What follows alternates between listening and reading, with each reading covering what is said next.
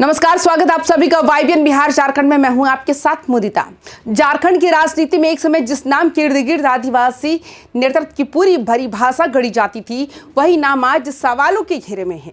अर्जुन मुंडा 3 बार मुख्यमंत्री रह चुके हैं, केंद्र में मंत्री हैं और बीजेपी के सबसे बड़े आदिवासी चेहरों में शुमार रहे हैं।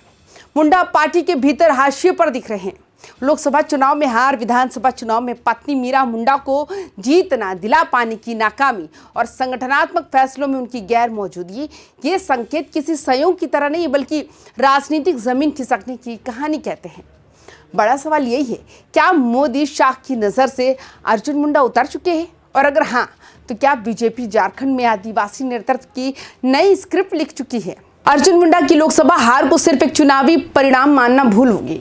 झारखंड जैसे राज्य में जहां आदिवासी पहचान और नेतृत्व निर्णायक भूमिका निभाते हैं, वहां एक बड़े आदिवासी चेहरे की हार पार्टी के लिए भी चेतावनी थी।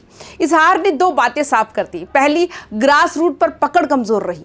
दूसरी, बीजेपी की चुनावी मशीनरी अब अर्जुन मुंडा पर निर्भर नहीं दिखती। बीते कुछ सालों में आदिवासी इलाकों में बीजेपी का नैरेटिव विकास केंद्र की योजनाएं और राष्ट्रवाद तक सीमित रहा, लेकिन स्थानीय मुद्दों सरना धर्म कोड, पेशा नियमावली, भूमि अधिकार, खनन और विस्थापन पर स्पष्ट आक्रामक और भरोसेमंद नेतृत्व की कमी खली। जिस भूमिका में कभी अर्जुन मुंडा सबसे आगे रहते थे, वही अब वे रक्षात्मक मुद्दा में दिखे। झारखंड की आदिवासी राजनीति भावनाओं, भरोसे और संघर्ष की राजनीति है। यहाँ सिर्फ पद नहीं, जमीन पर संघर्ष नेता बनाता है। अर्जुन मुंडा के मामले में समस्या ये रही कि केंद्रीय राजनीति में उनकी व्यवस्था ने उन्हें स्थानीय संघर्षों से दूर रखा है। वो इतने बिजी थे। नतीजा ये हुआ कि आदिवासी समाज में ये धारणा बनी कि वे अब दिल्ली के नेता है। झारखंड की जमीनी लड़ाइयों से उनकी दूरी बढ़ गई है। इसका फायदा झामुमो ने जमकर उठाया। हेमंत सोरेन ने खुद को आदिवासी अस्मिता का रक्षक बनाकर पेश किया, जबकि बीजेपी का आदिवासी चेहरा बचाव की मुद्रा में दिखता रहा। मोदी शाह की नजर में अर्जुन मुंडा की स्थिति जो है, बीजेपी में नेतृत्व का मूल्यांकन परिणाम और प्रभाव से होता है। मोदी शाह की राजनीति में 3 चीजें सबसे अहम हैं: चुनाव जिताने की क्षमता, संगठन पर नियंत्रण, सामाजिक समीकरण साधने की ताकत। लोकसभा हार और आदिवासी इलाकों में कमजोर प्रदर्शन के बाद अर्जुन मुंडा इन 3 कसौटियों पर पहले जैसे मजबूती के साथ खड़े नहीं उतरते दिखे। यही वजह है कि राष्ट्रीय मंचों पर उनकी भूमिका सीमित हुई। झारखंड बीजेपी की रणनीति में वे केंद्र में नहीं रहे। नए और अपेक्षाकृत आक्रामक चेहरों को आगे बढ़ाया गया। ये कहना अतिशयोक्ति नहीं होगा कि केंद्रीय नेतृत्व अब उन पर दांव लगाने को लेकर असमंजस में है। राजनीति में पत्नी या परिवार की हार सिर्फ व्यक्तिगत नहीं होती, वो नेतृत्व की सामाजिक पकड़ का पैमाना बन जाती है। अर्जुन मुंडा अपनी पत्नी मीरा मुंडा को विधानसभा चुनाव में जीत नहीं दिला पाए। वो हार कई स्तरों पर गंभीर संकेत देती है। क्षेत्रीय कार्यकर्ताओं में उत्साह की कमी, जाति सामाजिक समीकरण साधने में कमजोरी, विपक्ष की मजबूत जमीनी रणनीति। बीजेपी के भीतर ये भी संदेश गया कि अगर अर्जुन मुंडा अपने प्रभाव क्षेत्र में जीत नहीं दिला पा रहे, तो राज्यव्यापी नेतृत्व की उम्मीद कैसे की जाए? क्या केंद्रीय नेतृत्व कोई नई जिम्मेदारी देने की मूड में है? सबसे बड़ा सवाल यही है, क्या अर्जुन मुंडा को भविष्य में कोई बड़ी केंद्रीय या संगठनात्मक जिम्मेदारी मिलेगी? फिलहाल संकेत सकारात्मक नहीं है। बीजेपी अब झारखंड में नई सोशल इंजीनियरिंग पर काम कर रही है।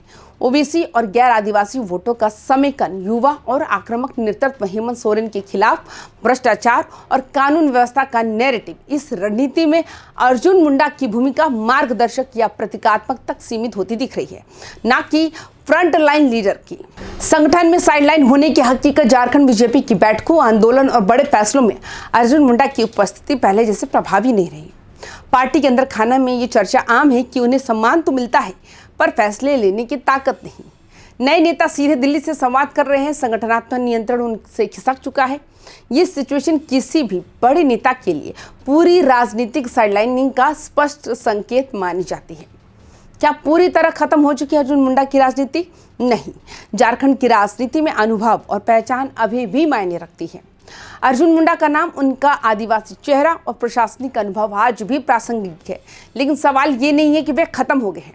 सवाल ये है कि क्या बीजेपी उन्हें फिर से केंद्र में लाने के लिए तैयार है, या फिर पार्टी ने नए आदिवासी नेतृत्व की तलाश शुरू कर दी है?